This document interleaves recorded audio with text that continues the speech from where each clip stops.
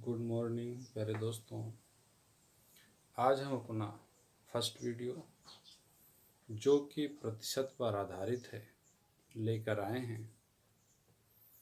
प्रतिशत सभी एग्ज़ाम की दृष्टिकोण से एक महत्वपूर्ण टॉपिक है जिसको पूरी गहनता से और कॉन्सेप्ट के साथ अध्ययन करना अति आवश्यक है।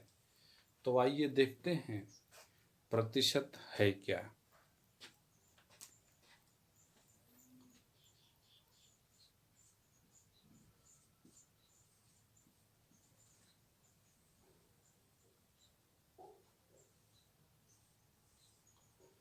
प्रतिशत प्रतिशत का अर्थ होता है प्रति सैकड़ा। प्रति सैकड़ा। अब सैकड़ा से आशय अर्थात इसका अर्थ या तात्पर्य जानते ही हैं, 100 से है और प्रति का अर्थ प्रत्येक से है। प्रति का अर्थ प्रत्येक से है अर्थात प्रति सैकड़ा को हम प्रतिशत कहते हैं या प्रतिशत दो संख्याओं के बीच को संबंधित करता है। प्रतिशत दो संख्याओं के बीच को संबंधित करता, जैसे 15%। इसका कहने का अर्थ ये है 15/100। ये दो संख्याओं के बीच को संबंधित करता है अर्थात जोड़ता है या इंगित करता है या बतलाता है। इसको हम एक दूसरे रूप में भी परिभाषित कर सकते हैं। प्रतिशत वह भिन्न है जिसका अंश दी गई संख्या और हर सदैव 100 होता है। प्रतिशत वह भिन्न है जिसका अंश दी गई संख्या और हर सदैव 100 होता है। इसको हम अंश प्रतिशत कहते हैं। इसको हम अंश प्रतिशत कहते हैं। इसको हम हर प्रतिशत कहते हैं। इसको हम दर प्रतिशत भी कह सकते हैं। अगर इसको हम भिन्न के रूप में परिभाषित करें तो इसे हम अंश कहते हैं, इसे हम हर कहते हैं और ये जो बीच की रेखा है इसे हम विभाजन रेखा कहते हैं। अब प्रतिशत ज्ञात कैसे किया जाता है? जैसे प्रतिशत का केंद्र बिंदु जो होता है हमेशा 100 होता है। यदि प्रतिशत कमी की बात की जाए आपसे,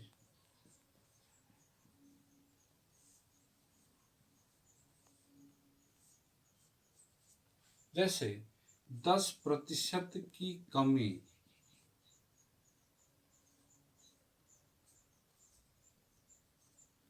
कमी 10% की कमी तो 100 - 10 बराबर 90। 20% की कमी, 20% की कमी तो 100 - 20 बराबर 80। इस प्रकार से जब कमी की चर्चा की जाए तो 100 में से उस संख्या या अंक को घटा देते हैं जिसकी चर्चा की जाती है। जैसे 10% की कमी 100 - 10 बराबर 90 हुआ। 20% की कमी 100 - 20 बराबर 80 हुआ। इसी प्रकार से यदि वृद्धि की चर्चा की जाए,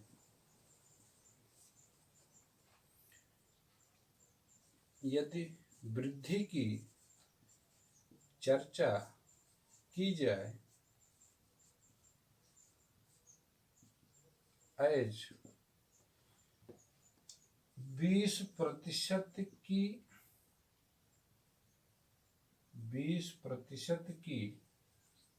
वृद्धि, तो बराबर होगा 100 प्लस 20 बराबर 120। 30% की वृद्धि, 30% की वृद्धि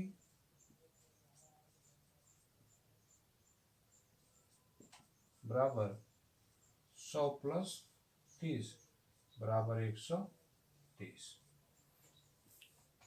तो इस प्रकार से कमी और वृद्धि की बात की जाए तो इस प्रकार से माइनस और प्लस होगा। अब इससे संबंधित हम क्वेश्चन देखेंगे तो हमारा कॉन्सेप्ट और अच्छा होगा और समझ में आएगा। तो आइए देखते हैं इससे संबंधित क्वेश्चन को।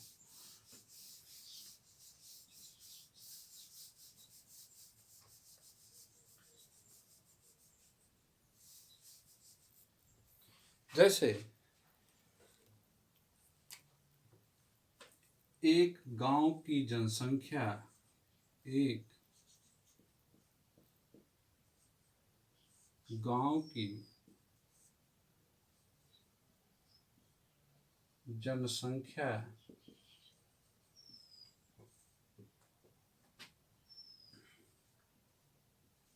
1000 है, 1000 है। यदि वहां की जनसंख्या में, यदि वहां की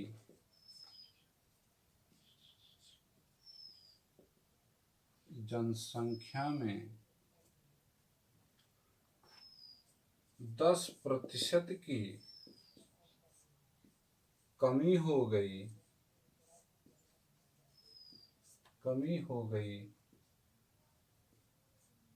तो अब जनसंख्या, अब जनसंख्या कितनी होगी। अब इस क्वेश्चन में आप देखेंगे गांव की जनसंख्या दी गई है जो कि 1000 है और उस जनसंख्या में 10% की कमी हो रही है। तो अब जनसंख्या कितनी होगी, इसका कहने का अर्थ यह है कि वर्तमान जनसंख्या अब क्या होगी। तो आप देखिए, अभी हमने आपसे चर्चा किया, जब कमी की बात की जाए तो 100 माइनस इतना, कमी की बात की जाए उतना। तो जैसे 100 माइनस 10 बराबर 90। पहले 100 संख्या थी, 10% की कमी हुई, तो अब जनसंख्या कितनी बची, 90। इसको हम 1000 का 10% निकाल के माइनस कर देंगे तो हमें वर्तमान जनसंख्या प्राप्त हो जाएगी। 1000 का 10%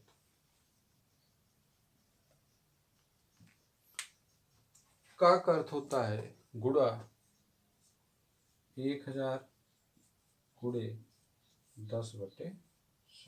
एक शून्य यहाँ से गया, एक यहाँ से, एक यहाँ से, तदम 100, अर्थात इतना कमी हो गई। वर्तमान जनसंख्या 1000 माइनस 100 कर दीजिए बराबर ये जनसंख्या आंसर। इसी क्वेश्चन को हम इतना लंबा न करते हुए डायरेक्ट हम निकाल सकते हैं। जैसे 10% की कमी हुई तो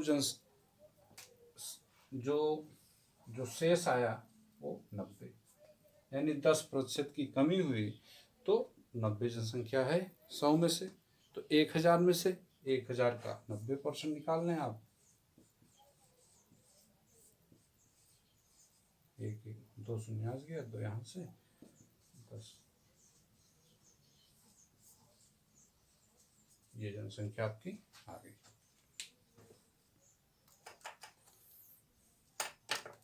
आइए इससे संबंधित हम एक और क्वेश्चन देखते हैं।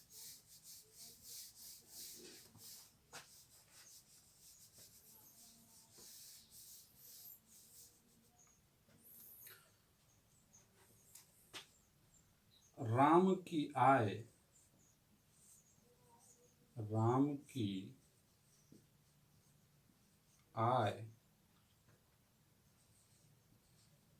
2000 रुपया है। यदि वह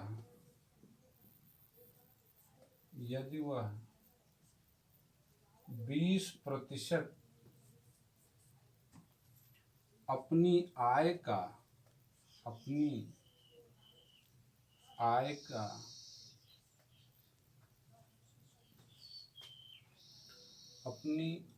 का शिक्षा पर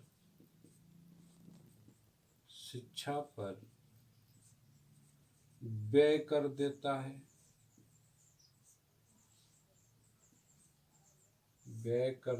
है तो उसकी शेष आय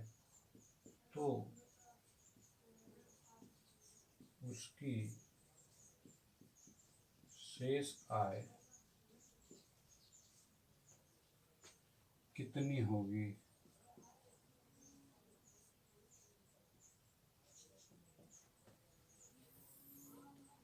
राम की आय 2000 रुपये है।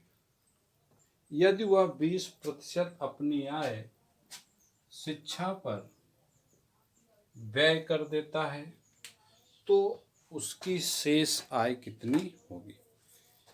कमी हो या व्यय हो या निवेश हो,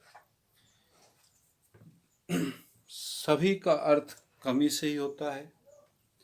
अब व्यय कर रहा है अर्थात खर्च ही हो रहा है। 2000 रुपये का 20% निकाल लीजिए आप और उसमें से उसको माइनस कर दीजिए, जो शेष बचेगा उसकी शेष आय होगी। 2000 रुपये का 20%,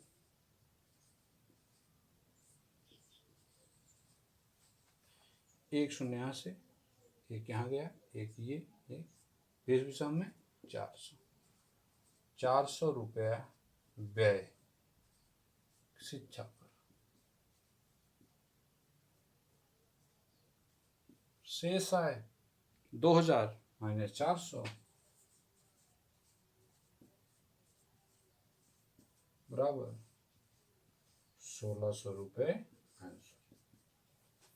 इसी क्वेश्चन को आप डायरेक्ट निकाल सकते हैं, क्योंकि एग्जाम में हमें क्वेश्चन हल करने के साथ साथ टाइम मैनेजमेंट जितना अच्छा होगा उतना अधिक से अधिक क्वेश्चन को हम टारगेट कर पाएंगे और हमारा परफॉर्मेंस बेटर होगा।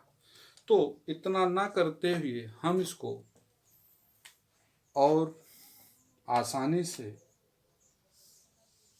हल करते हैं।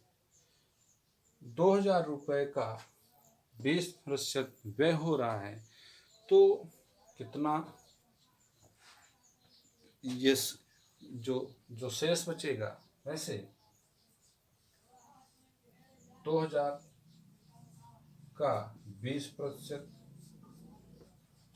व्यय, 20% खर्च हो रहा तो बचा कितना? 80%।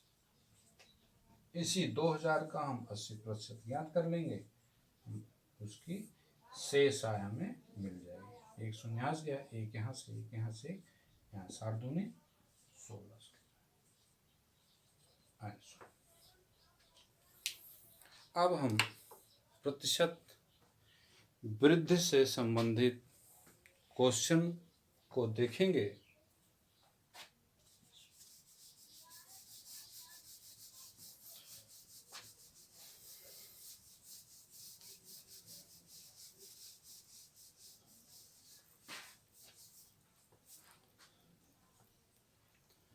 प्रतिशत वृद्धि पर आधारित प्रश्न। प्रतिशत वृद्धि पर आधारित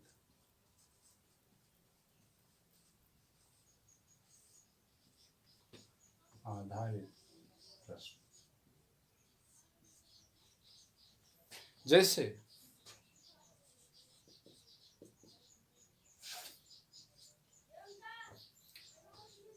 मोहन की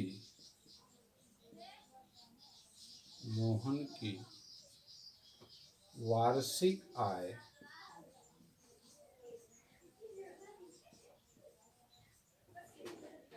5,000 रुपये है।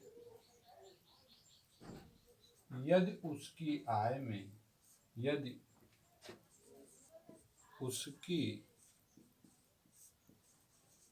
आय में 20% की वृद्धि हो जाती है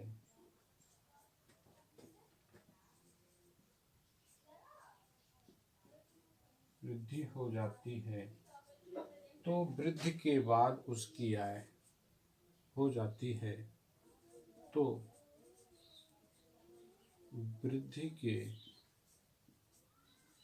बाद उसकी वार्षिक आय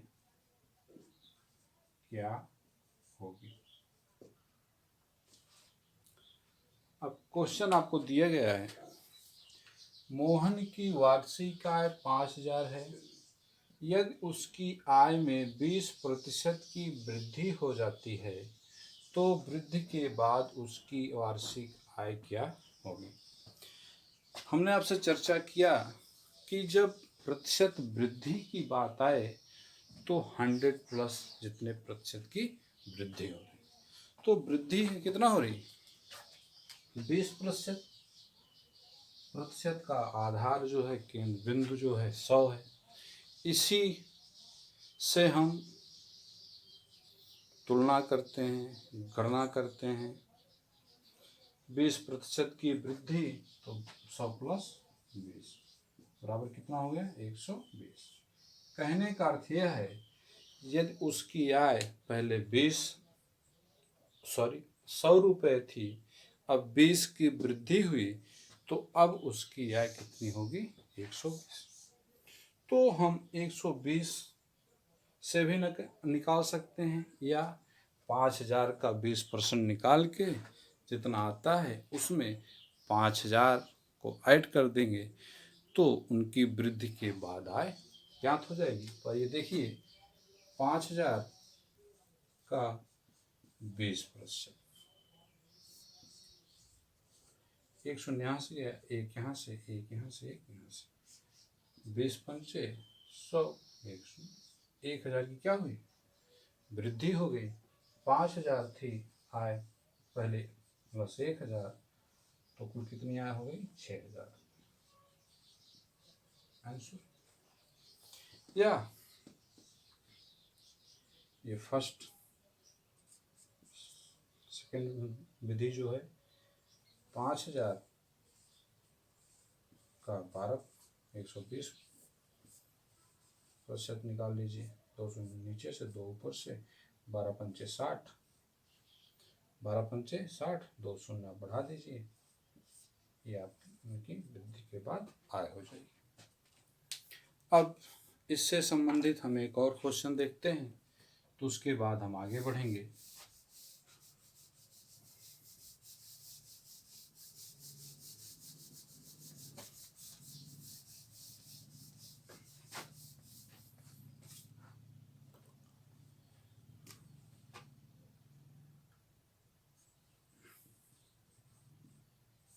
गीता की मासिक आय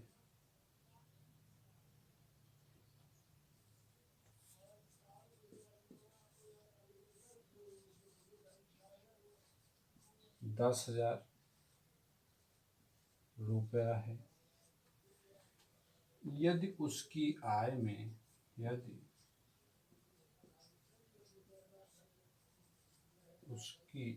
में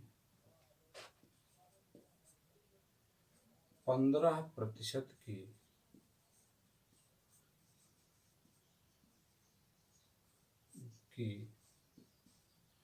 15% की वृद्धि हो जाती है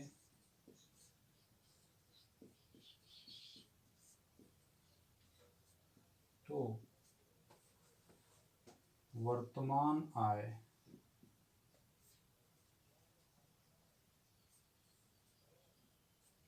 क्या होगी। कहा जा रहा है गीता की मासिक आय ₹10,000 है। यदि उसकी आय में 15% की वृद्धि हो जाती है तो उसका वर्तमान आय क्या होगी। 10,000 का 15% निकाल के आप 10,000 में ऐड कर दीजिए तो गीता की वर्तमान आय ज्ञात हो जाएगी। या 10,000 का 115% निकाल के ज्ञात कर लें। तो देखते हैं, जैसे 10,000 का 15% निकालिए, 200 नीचे से 2 ऊपर से, 100 गुणे 15, ₹1,500 की क्या हो गई, वृद्धि हो। अब ऐड कर दीजिए 10,000 में,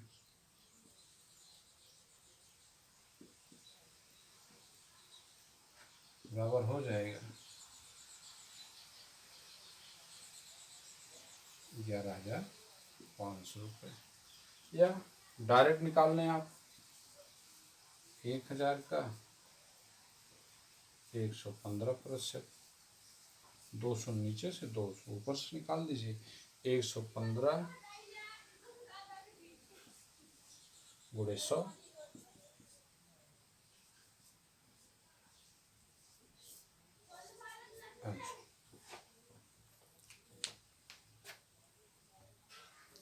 अब हम आगे बढ़ते हैं। यह तो प्रतिशत कमी पर आधारित और प्रतिशत वृद्धि पर आधारित क्वेश्चन हो गए। अब इसमें एक दूसरा टाइप क्वेश्चन पूछा जाता है।